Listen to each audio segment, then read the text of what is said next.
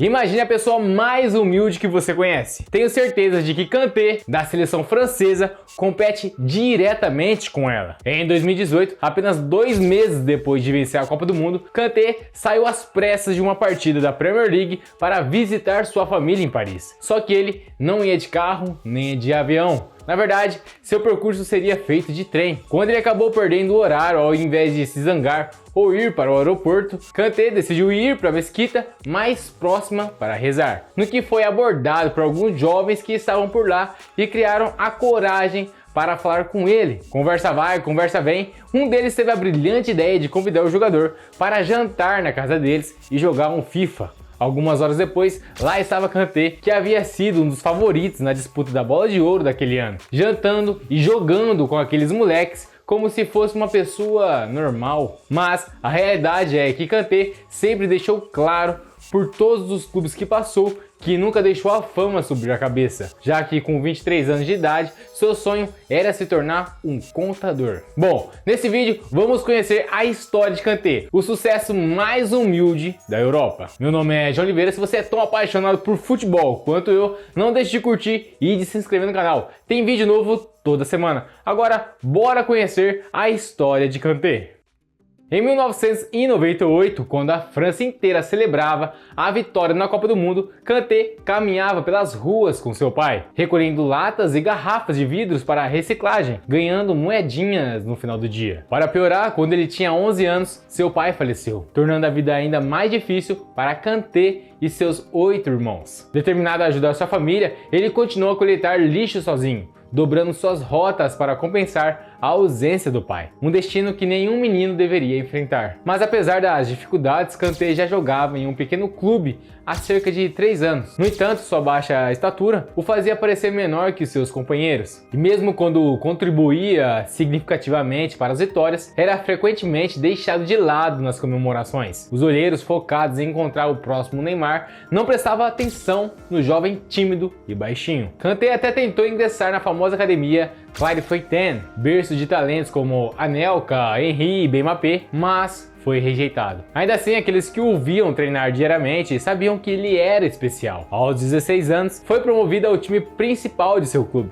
que jogava na 9ª divisão da França. 3 anos depois, eles o ajudou a subir 2 divisões e conquistou um troféu de Copa contra uma equipe de 4 divisões acima. Já se dizia que Kanté poderia enfrentar equipes inteiras sozinho. Só que sem ofertas, isso não adiantava de nada. Por isso, por meses, o presidente do clube levou Kanté de carro de um clube a outro, implorando por uma chance. Finalmente, o Boulogne permitiu que Kanté fizesse uma peneira. Nos testes físicos, incluindo uma corrida de longa distância, Kanté superou todas as métricas. Impressionando a equipe, eles o assinaram com um contrato amador. E após quase 2 anos nos reservas, vivendo sozinho em um albergue juvenil, Kanté estreou no time principal justo quando foram rebaixados para a 3ª divisão. Qualquer outro jogador ficaria desanimado, mas Kanté não é como os outros. Ele manteve a cabeça baixa, deu tudo de si em campo e ao final daquela temporada foi nomeado o jogador do ano do clube. Ainda assim, foi rejeitado em testes em Rennes,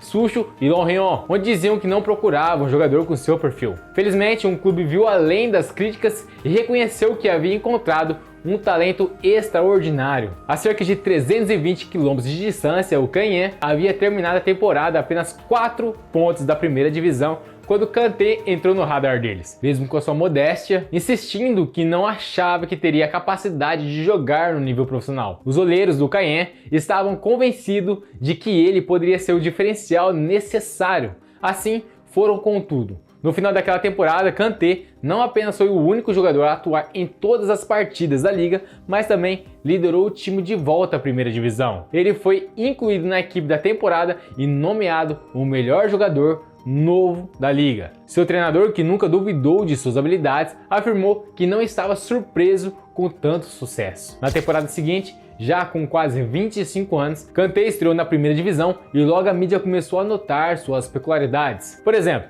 sua mãe precisou insistir para que ele comprasse um carro. Enquanto seus colegas chegavam aos treinos de BMW e Mercedes, ele usava uma scooter, carregando seu equipamento em uma mochila. mas apesar de sua timidez fora de campo, dentro de campo, Kanté se destacava. Ele marcou gols em 2 dos 3 primeiros jogos da temporada. Em janeiro, com mais pessoas acreditando que Kanté era o próximo Makelele, Mali o convocou para a Copa Africana das Nações. Kanté quase aceitou, até que seus treinadores o convenceram do contrário, argumentando que a França precisava dele. E estavam certos. Ele terminou a temporada com o maior número de recuperações de bola na Europa, atraindo a atenção do Lyon, West Ham e do Marseille, que fizeram ofertas de 6 milhões de euros. Mas então surgiu o Steve Elsh, um dos melhores olheiros da Inglaterra, famoso por descobertas como Vardy e Haaland. Com o Leicester acabando de assegurar sua permanência na Premier League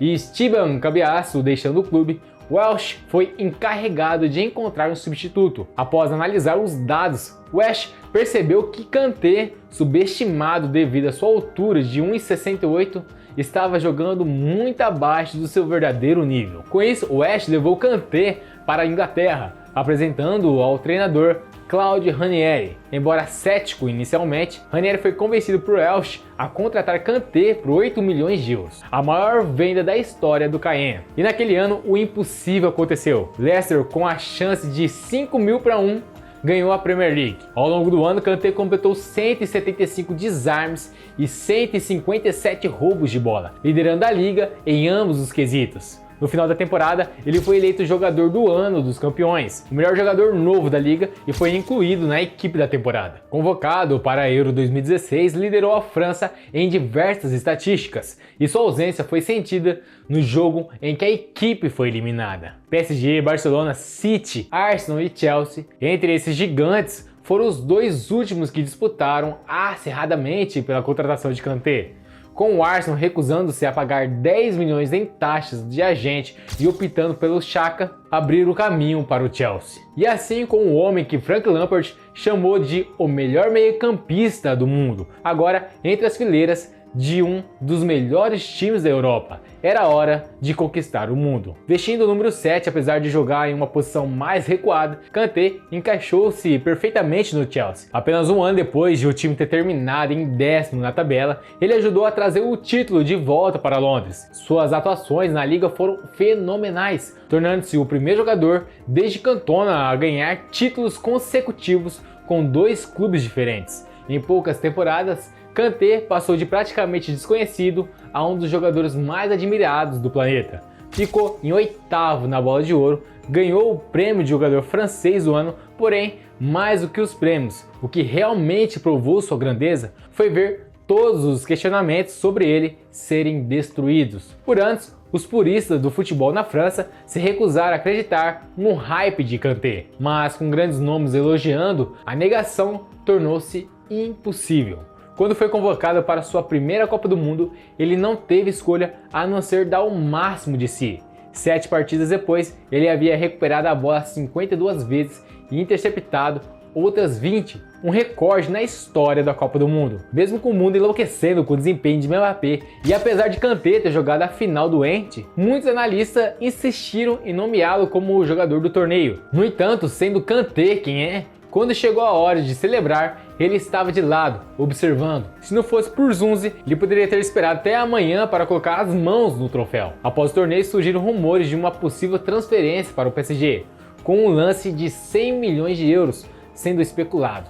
Nos 2 anos seguintes, mesmo com o Chelsea ganhando a Liga Europa, lesões repetidas o mantiveram afastado, diminuindo o hype em torno dele. Isso só piorou quando Kanté optou por perder metade da temporada, trancando-se durante a pandemia após desmaiar no treino e tornar-se paranoico. Ironia do destino, quando todos pensavam que ele estava perdendo o controle, foi então que Kanté talvez tenha jogado a melhor temporada de sua carreira. Quando Lampard foi demitido no meio do ano, os torcedores aceitaram que a temporada havia acabado. Afinal, eles estavam jogando com um time de meio de tabela e a única coisa que restava eram as competições de Copa. Mas então Kanté decidiu que iriam ganhar a Liga dos Campeões. Ele não apenas dominou contra o Atlético de Madrid, como também foi o homem da partida na ida e na volta contra o Real. Naquele ponto, dava para argumentar que era uma das maiores atuações de um meio-campista de todos os tempos. apenas olhando para o seu mapa de calor. Nas vésperas da final,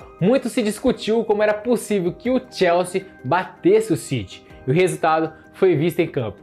Kanté dominou e não deu chances para eles. De repente perguntaram ao capitão Azpilicueta se ele era o melhor jogador do mundo e ele respondeu que sim, pois Kanté fazia tudo. Jornais como o Marca afirmavam que ele merecia a bola de ouro. O mundo inteiro parecia estar ao seu lado, enquanto a reviravolta mais incrível parecia se desenrolar. Mas então todos foram para a Euro. A Itália levou o título e o hype passou. Antes do final do ano, a França ainda conseguiu vencer a Liga das Nações. Mas se isso poderia ter ajudado Kanté a se aproximar do topo da lista, ele acabou perdendo o torneio por causa da pandemia e com Messi finalmente vencendo a Copa América.